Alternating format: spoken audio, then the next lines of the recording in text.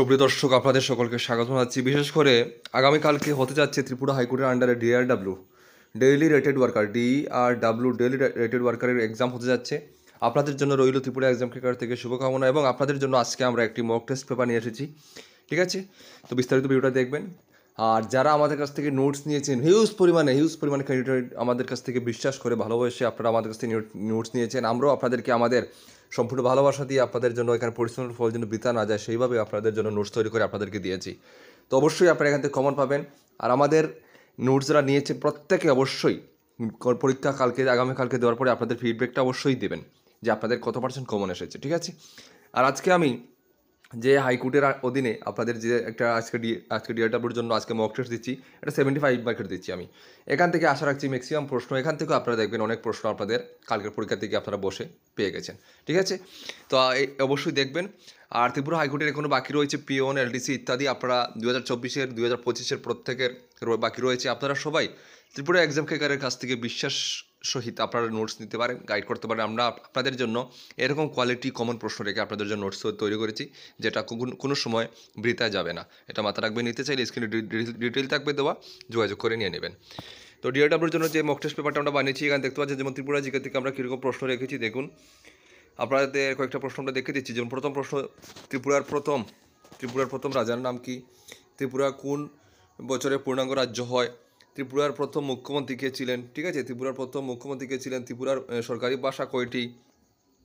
তারপর রয়েছে আপনাদের ত্রিপুরা চাকমা কোন জাতির অন্তর্গত, জনজাতির অন্তর্গত? গোমতী নদী কোন জেলায় উৎপন্ন হয়েছে? তারপরে ত্রিপুরা বর্তমান রাজ্যপালের নাম, ত্রিপুরার সবচেয়ে বড় লেখের নাম ইত্যাদি। হ্যাঁ, আরও আছে উজ্জয়ন্ত প্রাসাদ কোন শহরে অবস্থিত? ত্রিপুরার ঐতিহ্যবাহী বাঁশের নৃত্যের নাম কি? রুঙ্গা পাহাড় কোন জেলায় রয়েছে? ত্রিপুরায় কয়টি জেলা রয়েছে? ত্রিপুরা পুলিশ একাডেমি কোথায় অবস্থিত? ত্রিপুরা সবচেয়ে ওয়াইল্ড লাইফ স্যাংচুয়ারি আপনাদের কোনটি রয়েছে স্যাংচুয়ারি? ঠিক আছে, তারপর নির্মহলকে নির্মাণ করেন। তারপর ত্রিপুরা সুন্দরী মন্দির কোন জেলায়? ইত্যাদি এরকম করে আমরা আপনাদের জন্য প্রশ্ন রেখেছি। ঠিক আছে, তারপরে ইন্ডিয়া জিকে থেকে আমরা রেখেছি ইম্পর্টেন্ট এখানে আমরা মক টেস্ট পেপারে। তো এই মক টেস্ট পেপার প্রশ্নগুলো আপনারা কীভাবে পাবেন? আপনারা ভিডিও ডেসক্রিপশনে লিঙ্ক পাবেন আমাদের টেলিগ্রাম চ্যানেলের, সেখানে জয়েন হবেন। আমি এটা শেয়ার করব। আর না হলে আপনার টেলিগ্রামে গিয়ে শুধুমাত্র ত্রিপুরা এক্সাম ক্রেকারের জবস আপডেট লিখলে আমাদের চ্যানেল পেয়ে যাবেন, সেখানে গিয়ে আপনারা ফলো করে নেবেন।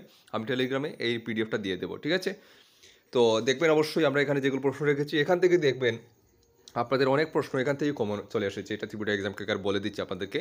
আমি এই যে মক টেস্টের যে প্রশ্নগুলো রেখেছি এখান থেকে আপনার পরীক্ষাতে বসে দেখবেন ম্যাক্সিমাম প্রশ্ন আপনারা এখান থেকেই পাবেন আশা করি।